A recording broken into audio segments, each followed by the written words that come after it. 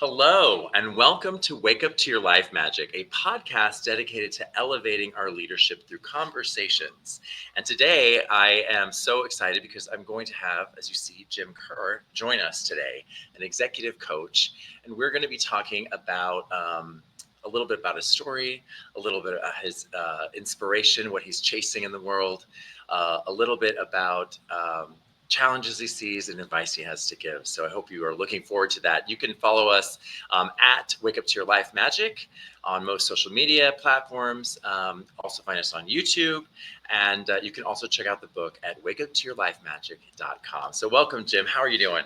I'm doing great, Helmut. Great to be here with you. Looking forward to our Awesome. conversation today. Me too. Me too. Tell the audience a little bit about what you do so they can what do you do and who do you help? Sure, yeah. I'm a leadership coach and management consultant. I help larger organizations, usually the upper end of the middle market, all the way through the Fortune 500. I do consulting work mostly in the strategy and culture change space, and my leadership coaching is focused on helping leaders become all they can be. So that's kind of who I help and what I do. I've been doing it for decades now, so uh, it never gets tired. I'm really excited with the work that's been going on lately. Yeah, well, it's been an evolution. I can tell you, having worked in those environments and now being on this end, it's a changing world. It never gets boring. And in fact, right now it's getting intense and new in different ways. So I'm excited about some of that conversation. Yeah, Um, Jim, for those who are listening, give us an idea about you. Tell us a little bit about your story, something about you that you felt was a life-changing moment or something that you feel like our audience would benefit from learning about who Jim Kerr is. sure. One of the early turning points in my career was the fact that I had an opportunity to work with a consultant. I was a junior person on the team. My boss at the time just plugged me into this project because there was a spot there to fill. And I started to hear what this guy was, selling in essence. And I recognized that some of what his messaging was, you know, not quite right. I had freshly graduated from college and had learned new ideas and was trying to introduce those to the team. And this guy, had his own sort of old fashioned way of doing things and was trying to kind of cut me off. And through the support of my boss, who became a great mentor, I was, continuing to be supported by him and encouraged to, push the envelope. And I did. And that sort of inspired me to consider becoming a consultant. And that's how I got started. Really? So it was just that was sort of the moment for you. Was it something that you feel like was it just seeing someone's encouragement, or what was it then that really made it clear? Well, I just felt like, boy, if this person can do it, so can I. So it was Yeah. that kind of a realization, and the fact that I had a guy, and his name is Doc Schilke. He's long retired now, but he, you know, could have easily shut me down too. Uh, Again, being sort of this kid out of college, right? But he didn't. Instead, he encouraged me, and he said, "Yeah, you've got some great ideas. Keep pushing it." And much to the chagrin of the consultant, I did. And a lot of the stuff that I had learned and was starting to apply in the corporate setting worked, thank goodness. And that again sort of emboldened me. I was able to gain that confidence to say, "Okay, I've got something here," and then I built it. Built on that. Gotcha. Well, as you have built on that, and now that you have had the experience that you have had, what is it that you would tell our audience members that what's the vision you're chasing? What's the next thing for you, the kind of world that you're creating or pursuing in the work that you do? Sure. Great question, Holman. The thing was, and again, I can date it all the way back to sort of that turning point that we talked about earlier. One of the things that my mentor sort of suggested was, why don't you write an article about this? Because it is leading edge. And I did. And it got published in a major magazine at the time. and it sort of launched my career. People started calling and, in essence, asking for free advice and Yeah. so on. And yeah, and I um, recognized the importance of contributing to the betterment of leadership thinking. And I saw this first article as being an example of what that could be. And then, I started to write more of those, and eventually had enough ideas in my head that I wanted to write a book. And I wrote a book, and here I am talking with you now, and I've written 7 books. So it's just that, I guess, thought of let's continue to try to contribute to the betterment of leadership thinking. And that's been a driver for, I hate to admit it, but for over 30 years now. Yeah. So first of all, we do not hate to admit that. That's amazing. Okay. 30 years. I mean, it's important because leadership is something, if you think about, right, over time, over history, we've been developing leadership as humans since the inception, right? Like at first we're just like, can we just organize our tribe not to kill each other? How about Right, that? Let's right, just some right. basics, right? So I think 30 years is tremendous. I feel like a new kid on the block, right? I just did my first book, contributing to the pile, so to speak, of the work that's out there, and Excellent. yeah, and definitely, the process of thinking through how to look at things, uh, differently, how to bring our unique expertise, right, and our backgrounds is so important, and so I love that you're still contributing. In fact, you still continue to write for several different outlets, right? Yeah, I've got a column in Psychology Today, which I'm actually pretty proud of. And the reason that I am is I'm one of the only non-psychologists that write for them. Uh, the angle that I take, of course, is leadership coaching, and I'm providing sort of perspectives from my experience in doing this. I've got hundreds of coaching clients now from over the years, and I've learned quite a bit helping these folks drive forward in their careers. And now I'm writing about that in Psychology Today. So that's one of the outlets. And I also write quite a bit for Inc. magazine. So yeah, kind of both sides of the coin, I guess. Absolutely. So, the inception of AI, as AI kind of steps onto the stage of human experience, right, as something I think we fear and will love, right, all the things. Um, it's been interesting to me because it has really pushed the envelope of people versus profit, right, and how now that we have this amazing tool, right, how will we use it?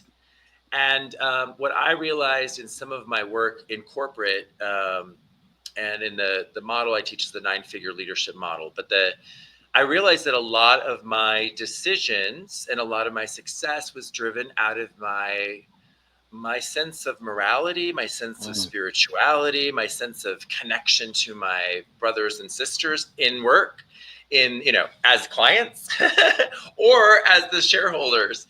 And so one of the questions I wanted to ask about, as someone who's in the LGBT community, we talk about coming out in those areas, but one of the areas we kind of keep undercover in work often is spirituality, is Mm. things about the most human of things, right? The most human of things is my questions about where I'm going and why am I here and my purpose, right? We thrive and thirst for that our whole lives. Or we're sedated by, media and stuff to just sort of peddle. But I'm curious about your thoughts as to how does spirituality play out in your work? Your work, Jim, as a consultant, and also in how do you see it playing out in the corporate world, and what do you see about that sort of element of humanity and work? Yeah, it's interesting that you bring this question up. I just last year, with the publication of my last book, started an online leadership community that's focused on bringing decency back to leadership. So I guess I'd point to that as an example of something that I'm working on right now, and continue to sort of um, bring content forward about that. And I think when you think of all of this in regard to decency, that's going to be an undercurrent that applies regardless of your belief system, regardless of your other elements in your life. Just, are you a decent person? Are you able to bring that forward in the work that you do and the interactions that you have in your life, whether they're private, or in a work setting? So that's kind of where I'm at in that regard. I feel like we've kind of lost our way a little bit, I believe, and I think that it's time for thought leaders, and I guess I consider myself a thought leader, I think it's time for us to step up and promote decency again, because we've kind of lost it a little bit. It's too much about me. It's too much about going viral, and how many followers do I have, and all that sort of social media stuff. And I kind of feel like, yeah, that's not really what life's about. It's about actually treating each other decently. Yeah, I think so many of those indicators, the followers, the visibility, we've seen the transition from, I would say, traditional selling to, influencer, right, selling, right? And so that shift happened. And I think the reason we're peddling so much to those numbers is really greed, right? It's the numbers, it's the money I get, right, from that. And I look at the question we're asking ourselves, I feel like in our society is, what's the value of a human, right? And am I going to pursue myself and my greed, or my vanity, or my pride, or whatever the thing is I'm worshiping, over love for one another, which gets into that decency. And I call it morality, right? I call it a sense of the reality that we're all in this together, right? Yeah. And that business was really initially incepted to love one another, right? You went and caught some fish. I grew some tomatoes. We do a trade, right? And we both were loving ourselves and loving one another. And it feels like we've stepped away from that. Yeah, I think Uh, so too. And we are all in it together. mhm. And regardless of creed, color, etc., you've got to recognize that we're all here right now, and we can make a difference not only for ourselves but for one another, if we just recognize that one point that we're all here together. We are, and I think I've heard a lot of people talk about, like, just gonna, like, disrupt the systems. You're gonna destroy. It's not working. Capitalism isn't good, Mm. and you're like, wait, well, hold on. Capitalism literally lifted up, right? So many countries out of sheer horrible poverty. So we know that competitiveness is important, but it feels like there's like a shift to, like, maybe some loving kindness, right? Some care for one another that AI could enable, right? I suppose. I mean, I'm not one of these alarmists that you know, oh my God, there's Chat GPT, and all you have to do is give it a prompt and it can produce stuff, and ultimately it's going to replace people, and et cetera, et cetera. And all, we're all familiar with what's being talked about out there. The thing is, it's just another technology. It's just another tool. If you use it right, it can make your life better. Um, but at the end of the day, we're still all here, sort of living, breathing uh, Yeah, participants here on the earth, and yeah, it's it's another it's it's another tool we can leverage. yeah. I mean, it's interesting, right? Because I would say, as someone who's, I've been in many different spaces. IBM Watson with AI was one of them, right? And I think the concern, I guess, I have, it's not unovercomable, right? But I know that AI is able to remove so many jobs that are kind of mindless, could repeat task and do them better than a newbie that you have to train. And I think job predictions are fairly large as to how big the impact will be in the next 4 years. So it kind of just begs it's like almost like it's going to ask us, right, to say, okay, what do we do with that? Do we sort of implode and go like, oh no, or do we innovate, right? So a lot of people may be released into the workforce who now need to learn how to. I'm going to start an AI company to go solve this problem, right? and we're going to have to like basically shift our creative energy into more entrepreneurial spirit as we maybe be released right from a large company. Yeah. um, I mean, I just think that um, story can date back to the introduction of any new innovation. You know, oh my gosh, we're not going to have farms because we introduced this the steam engine or whatever, and we just applied the technology in a way that it leveraged the way we did farming. And uh, I would say that we're in the same sort of space, and yeah, the key is innovation, and it's the reapplication of existing technologies. So when we combine things, when I was coming out of college, there was no iPhone, right? There was no mobile phone. So, the thought of being able to have a phone, in your back pocket at all times and can, enable you to be accessible 24/7 if you like, um, wasn't something that we really thought was possible.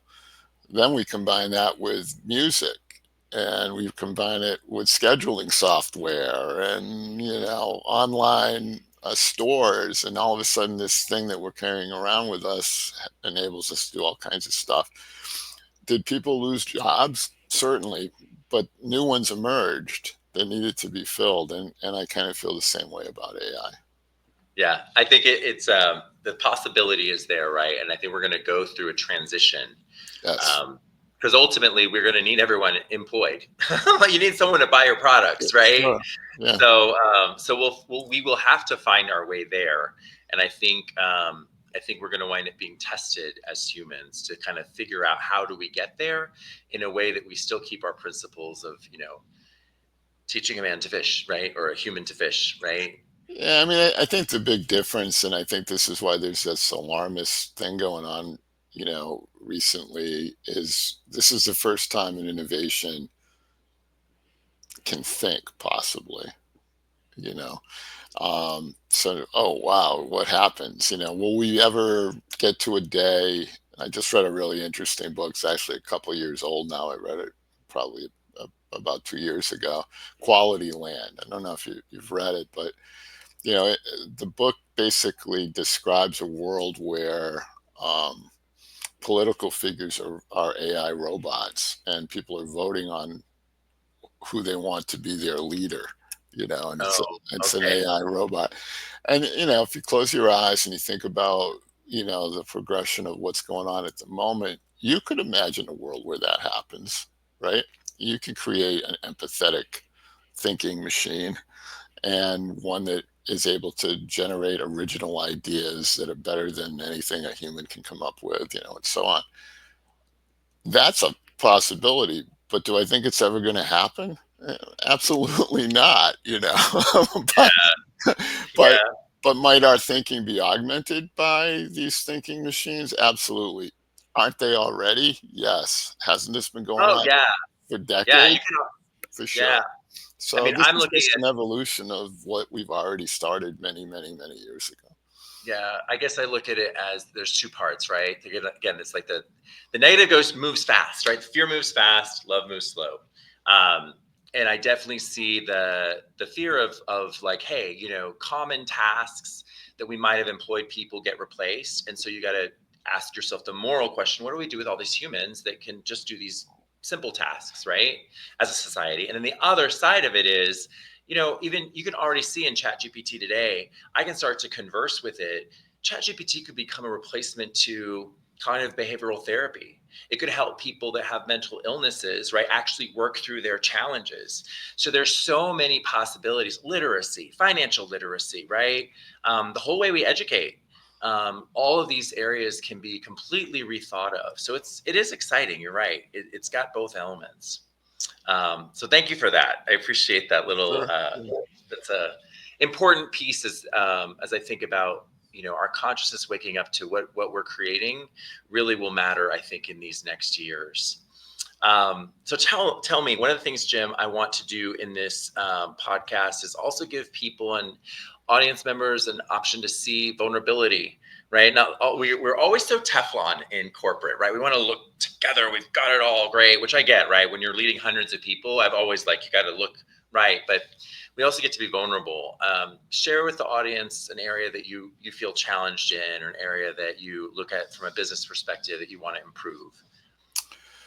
Well, I think for me, the biggest challenge that my practice is facing um, has to do with people selling sizzle, not steak. Somewhere in the last, I don't know, let's say 10 years, it's become Did you really, say sizzle nut steak? yeah, Okay, yeah. I've I never mean, heard that. well, I mean, think about it. It's sort of like folks selling their marketing stuff, and they've got flashy, ads running 24/7 every place you Mhm. look. And and I'm looking at these leadership coaches that, I'm certified as a junior coach, and I went through the training, and I've never spent a day in corporate America, and I don't really know much about business or anything, but I have this certification. My marketing content is incredible. Um, but what are they really bringing to their clients? Mhm. It's a lot of sizzle. It looks really cool. They're certified. That doesn't mean they're good. That doesn't mean they have the chops to make somebody better. And for me, that's sort of a recent challenge that I'm recognizing, that there are players in the marketplace now that have really zero content, but their stuff all looks really good. Yeah, it's They like haven't a it's written a haven't written a book. They're not a thought leader. They don't have any real life experience, but they got really cool marketing stuff. Yeah, it's shiny, it's pretty. And I relate to that, I mean, having, 10 years at GE and IBM and McKesson and other companies, right? Having led nine-figure businesses, you're kind of like, I've got the chops, right? And you kind of step out onto that stage and you are like, hey, I actually have done these things and these models work, right? That I've innovated. And I get that 100%. And so it makes it more of a challenge for us in our marketing, right? And how we connect. Well, But you know what? You Helmut, can do flashy marketing too, Jim. well, let me share a recent story. So I'm on LinkedIn, and I have a modest following, and it's a very strong audience. I mean, I haven't lost people. The people that follow me on LinkedIn also follow my YouTube channel. They're also subscribers to my newsletters. They're also clients. They're a very committed group. um, so I started looking around LinkedIn, and I realized, like, there's like millions of views for these little stupid, I call them stupid, not that the Now that the pictures, human is, yeah, yeah, they're cute little dogs, and we're watching dogs flip over, the Erie Canal, and doing silly tricks, and everybody loves them. So I said, okay, let me do an experiment. I'm going to post a new post every day this week that features a dog, and let's see yeah. how it performs. And through the roof, through the roof, cute little dogs sell. Now, meanwhile, the messaging in these posts are, be nice to each other. Hmm. Simple stuff that, a 4-year-old that's starting kindergarten could recite. But again, the same sort of dribble that I'm seeing these flashy marketing guys using. It's really simple, not very deep, not really important. Sort of, I don't know, table stakes. Be nice to each other. I had another one that said something like, "Be careful what you say." You know, Eh, Thousands of reactions to this post because the Saint Bernard was cute. You know what I mean? I'm not contributing to the betterment of leadership thinking, coming out with be nice to each other, But you know be what? careful It's what you speaking, say. Come on. but it's speaking. I think it's speaking to something that we as humans are struggling with, right? We work in these corporate environments that have increasingly lost humanity.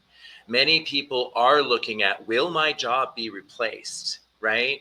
I know, CFOs in, the tech corridor in California, right, that are telling me, hey, we keep upping the amount of cost reduction we're going to get because of AI, right? We've got the political world that's like storming and raging. We're seeing things that feel violent on our screens, right, at levels we haven't seen. So there are a lot of things I think have people where they're like, I just want to see a puppy. Can I just see a puppy and like a happy "I love you" message, right? I think it speaks to a Yeah, you're tapping an unmet need, right? I think you're right. But that said, then let's work on those problems that you just described. Let's figure Yeah, out how the CFO is not going to lose their job. Let's try to figure out how we can right the political environment that we find ourselves in. Let's do something.